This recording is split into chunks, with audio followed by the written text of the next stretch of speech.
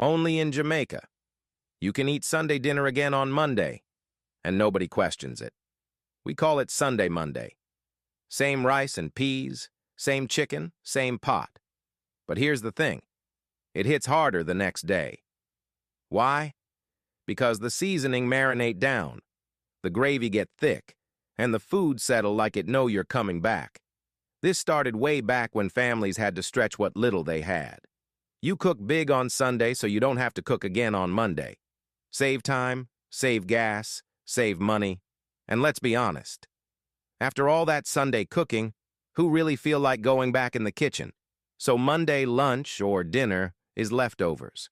But it tastes like a reward, like your belly know this is a second blessing. In Jamaica, that's not being lazy. That's being smart, full, and satisfied. So yes, we eat Sunday dinner 2 times, and it's sweet twice.